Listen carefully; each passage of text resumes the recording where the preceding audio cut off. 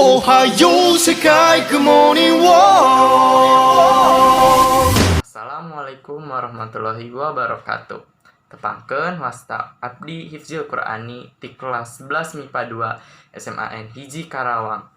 Di dieu abdi bade maca diantara anu judulna cara ngatasi COVID-19. Assalamualaikum warahmatullahi wabarakatuh.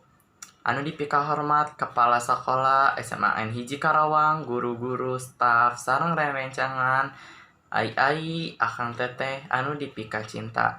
Puji sareng syukur kehadirat Allah Subhanahu wa taala, margi atas segala rahmat jeung hidayahna. Urang tiasa kumpul dinten ieu dina acara cara ngatasi COVID-19. Hadirin anu dipika hormat, ayeuna urang sasarengan mengatasi penanganan pandemi COVID-19 anu dampakna ka sagala kahirupan rakyat sareng penyelenggaraan nagara. Pandemi ieu janten ancaman anu serius pisan kanggo kasalamatan rakyat, perekonomian negara sareng rumah tangga serta kasejahteraan negara.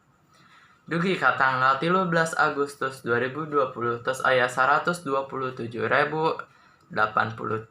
kasus COVID-19 anu nyebar di 34 provinsi sareng 480 kabupaten atau kota. Total jumlah anu dinyatakan sehat deui aya 82.730 genep. Dinyatakan sehat deui aya 82.230 genep. Urang sareng jumlah anu maot tos capai 5.765 jiwa. Para hadirin anu dimuliakeun ieu, urang kudu ngajaga kasehatan sangkan terhindar dina pandemi ieu.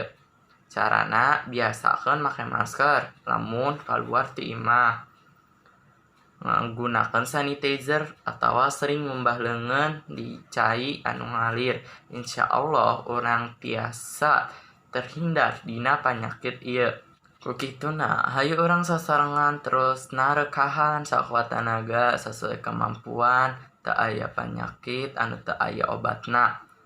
Disarangan ku ngadoa ku Allah Subhanahu wa taala mugi sing segera enggeus ieu pandemi COVID-19 teh. Para hadirin anu dirahmat ku Allah, rupina mung sakitu wae rasa ku simkuring dibahas masalah penanganan pandemi COVID-19 ieu. Mugi urang sadaya aya dina dilindungan Allah Subhanahu wa taala, mudah-mudahan aya manfaatna. Nyuhunkeun dihampunten dina sadaya kalepatan kalayan ditutup ku ucapan alhamdulillahirabbil alamin. Wassalamualaikum warahmatullahi wabarakatuh. 'Cause I already saved my life.